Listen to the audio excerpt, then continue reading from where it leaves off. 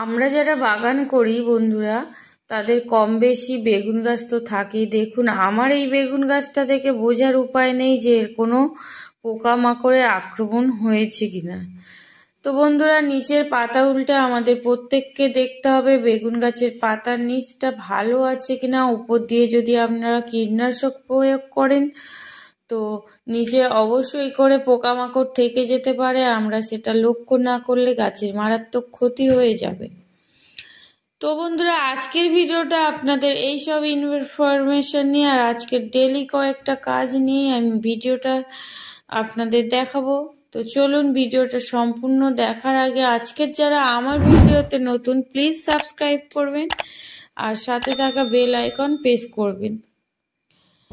বন্ধুরা, এই বেগুন গাছটা আমি উপর দিয়েই দেখছি যে বেশ সুন্দর। তো আজকের নিচের পাতা উল্টে দেখলাম বেগুন গাছের অনেকগুলোই পোকার আক্রমণ অলরেডি হয়ে গেছে। তো আমরা এখানে কীটনাশক প্রয়োগ করব। তো আমার ঘরে বানানো যে কীটনাশক দুটো আছে, আমি সেই দুটোই অল্টারনেট করে পরপর 3 দিন অন্তরে দেব, যেহেতু বাড়ির বানানো কীটনাশক। তো এটা কোনো প্রবলেম হবে না। আর যখন কোনো গাছে বেশি করে পোকামাকড়ের আক্রমণ হবে তখন তো এইরকমই 3 দিন থেকে 4 দিন অন্তর আপনাদের প্রয়োগ করতে হবে। এছাড়াও আপনারা বাজার থেকে আনা অর্গানিক যে কীটনাশক আছে সেগুলো প্রয়োগ করতে পারেন। আমি এদের কয়েকটা নাম বলতে পারি: কাকা, রোগর, টাকবোট, এগুলো মোটামুটি ফিটার, এগুলো অর্গানিক। আর আমি এখানে প্রয়োগ করব আমার বাড়ির বানানো কীটনাশক। আপনারা যদি বাজার থেকে কীটনাশক এনে প্রয়োগ করেন তো আপনারা সপ্তাহে একবার করে প্রয়োগ করবেন। আর আমি এখানে বানানো কীটনাশক প্রয়োগ করব 3 থেকে 4 দিন অন্তরে। তো দেখুন বন্ধুরা, এখানে কেমন জাপ পোকা, মিলিবাগ সমস্তটাই এখানে আক্রমণ করে ফেলেছে। তো আমার বানানো কীটনাশকটা দিয়েই আমি এদেরকে ট্রিটমেন্ট করছি। এই কীটনাশকের ডিটেলস আমি এই মুহূর্তে আর বললাম না, ভিডিওটা অনেকটা লং হয়ে যাবে।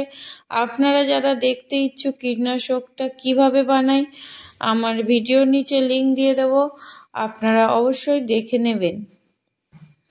তো যখন আমরা কোনো গাছের অতিরিক্ত কোনো পাতায় দেখবেন যে আক্রমণ করেছে, তখন আপনারা সেই পাতাটা কেটে ফেলতে পারেন। আর কেটে বাগানের আশেপাশে কখনো ফেলবেন না। আপনারা বাগান থেকে অনেকটা দূরে বা জ্বালিয়ে পুড়িয়ে ফেলতে পারেন। তো এইভাবে মোটামুটি আমার সমস্ত গাছ আমি পরিষ্কার করে ফেললাম। আপনারা অবশ্যই এরকম পাতার নিচ পর্যন্ত পরিষ্কার করে নেবেন।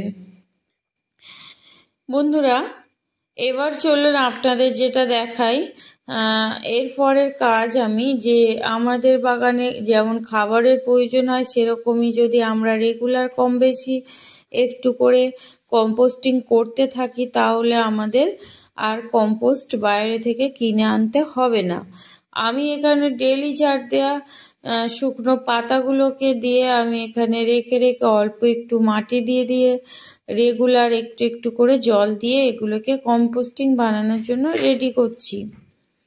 বন্ধুরা, আপনারাও আপনাদের বাগানের এইভাবে গাছের শুকনো পাতাগুলোকে ঝাড় দিয়ে এক জায়গায় জড়ো করতে পারেন আর অল্প একটু মাটি দিয়ে দিয়ে ঢাকা দিয়ে আর রাখতে পারেন। বেশ কয়েক মাস পরে আপনারা গাছের পাতার কম্পোস্ট পেয়ে যাবেন। এবার চলুন আপনাদের দেখায় ম্যাগনেসিয়াম সালফার। ম্যাগনেসিয়াম সালফারটা কি? এটা হচ্ছে অ্যাপসাম সল্ট। এই অ্যাপসাম সল্ট আমাদের লিফকে সুন্দর করে, গাছের গোড়াকে শক্ত করে। এই অ্যাপসাম সল্ট যদি আপনারা 5 লিটার জলে 2 থেকে 3 চামচ নিয়ে আপনারা ভালো করে নাড়িয়ে গাছে প্রয়োগ করেন তো গাছের খুব সুন্দর গ্রোথও হবে। গাছের পাতা এই শীতকালীন সময়েও গ্রিন গ্রিন থাকবে। তো আমি বেশ এখানে অর্ধেকের মতো জল নিয়েছি, যেহেতু যেটা 3 লিটারের প্রায় হবে। আমি এখানে 3 লিটারে 2 চামচ নিয়েছি অ্যাপসাম সল্ট। আর সেই অ্যাপসাম সল্ট আমার সমস্ত পাতাবাহার গাছে আমি প্রয়োগ করে দিচ্ছি। তার সাথে অন্যান্য গাছেও আপনারা দিতে পারেন। দেখুন এখানে আমার সবেদা গাছ আছে, সবেদা গাছে আমি দিয়ে দিচ্ছি। আর সবেদা গাছটা আমার কাছে মাত্র কয়েকটা মাস হবে আছে, তার মধ্যে ফুলে ভরে এসছে। অবশ্যই কিছু দিনের মধ্যে আমি আপনাদের ফল দেখাতে পারবো। আর দেখুন যত রকম পাতাবাহার গাছ আছে এই শীতে কিন্তু আমার গাছের প্লেস দেখুন একদম সুন্দর আছে। কয়েকদিন আগে আমি ভিডিও আপলোড করেছিলাম, সেখানে আমার কয়েকজন বন্ধু জিজ্ঞাসা করেছিল যে পাতাগুলো খুব সুন্দর আছে, এদের পরিচর্যা কি? তো তার মধ্যে এই অ্যাপসাম সল্ট আর একটা পরিচর্যা। আর মোটামুটি সমস্ত গাছের গোড়াতেও আমি এগুলো এইভাবে আমার ডেইলি রুটিন চলতে থাকে। কিছু না কিছু আমি কাজ করতে থাকি, সেগুলো আপনাদের সাথে আজকের আমি শেয়ার করলাম। বন্ধুরা আশা করি সবাই ভালো থাকবেন, সুস্থ থাকবেন আর নিজেদের ছাদ বাগানকে খুব সুন্দর সুন্দর ভাবে সাজিয়ে ফেলবেন। আজকের মতো এইটুকুই। সবাই ভালো থাকবেন, সুস্থ থাকবেন। নমস্কার।